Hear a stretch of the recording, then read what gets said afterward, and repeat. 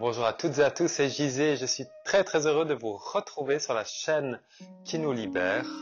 En ce moment à Paris, après avoir fait un concert spirituel pour nos amis du Samadeva et de la psychoanthropologie, je suis très heureux de vous retrouver pour parler d'un élément très important dans le développement intérieur, c'est ce qu'on appelle le rappel de soi.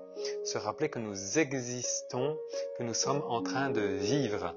Et lorsque tout à l'heure j'étais dans le métro et que j'observais un petit peu les gens, eh bien je remarquais que la plupart avaient un casque sur les oreilles, et écoutaient soit de la musique, soit des conférences, et en même temps regardaient leur téléphone ou envoyaient des SMS ou des WhatsApp ou surfaient sur Internet ou regardaient Instagram et en même temps avaient en plus leur masque, ce qui fait que chacun était un peu replié sur eux-mêmes. C'est comme si tous les trous étaient bouchés, les oreilles sont bouchées, les yeux sont bouchés, la bouche est bouchée, tout est bouché.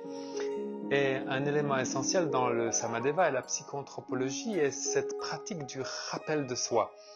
Être en même temps conscient de tout ce qui entre en nous par les sens, les sons, les bruits, la musique, même les bruits de la rame de métro. Tout ce qui entre en nous par les yeux, toutes ces impressions visuelles, les odeurs.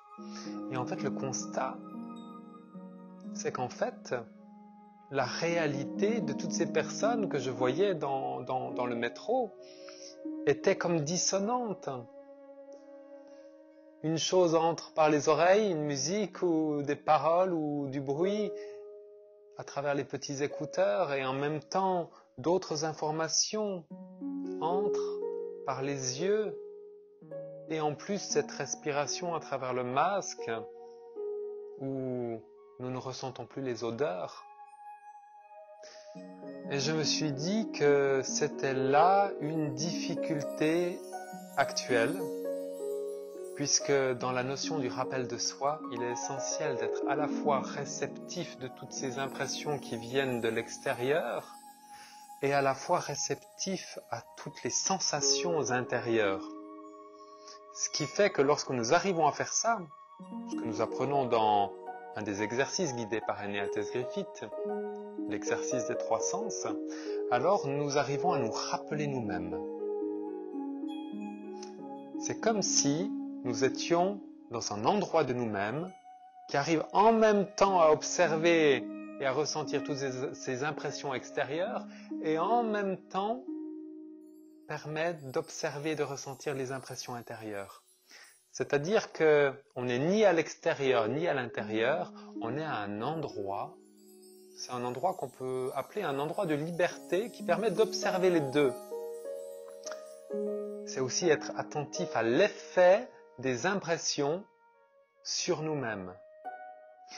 Et lorsque je constatais dans cette rame de métro, toutes les personnes enfermées, comme égocentrées sur leur téléphone, ou à écouter la musique ou la techno, je me suis dit que là, l'être humain se prive de l'élément le plus essentiel qui est déjà difficile de faire lorsque nous sommes dans une situation à peu près normale, lorsque nous marchons avec les oreilles libres, la bouche libre, les yeux libres, parce que certains dans la rame de métro avaient des lunettes en plus. Et donc, cet exercice du rappel de soi qui est déjà difficile à faire, il n'est vraiment pas plus simplifié ou accessible maintenant que nous avons en plus les masques suite à la pandémie. Alors, qu'est-ce que nous pouvons faire ? Eh bien, nous pouvons déjà essayer d'être dans la réalité. Et même si nous sommes dans des endroits bruyants, dans un bus, dans une rame de métro, eh bien, nous pouvons décider, malgré tout, d'être en contact avec la réalité. Et la réalité, eh bien, c'est de regarder les gens, d'être conscient de cet espace visuel que nous voyons, ce qui permet aussi peut-être de ressentir un peu de compassion. Écouter, même si c'est du bruit, même si c'est pas agréable, le bruit nous ancre dans la réalité, ici et maintenant. au moins c'est le réel, ce qui correspond au vrai, à la réalité, ce qui nous renvoie à notre réalité intérieure. Et donc de rester en tout cas connecté avec la réalité. Donc c'est peut-être l'effort que tous ceux qui essaient d'être plus en harmonie avec eux-mêmes, avec le monde et les autres, peuvent faire dans la vie quotidienne. Et c'est parfois un effort de sortir de son téléphone, de prendre un moment pour être dans la réalité. Mais c'est des moments précieux puisque c'est des moments où nous existons réellement et où nous pouvons en tout cas nous-mêmes être en contact avec les autres. Et peut-être qu'à ce moment-là, parce que nous le faisons, peut-être que dans le métro, il y en a d'autres qui vont peut-être sentir ça et qui vont peut-être se nourrir de ça.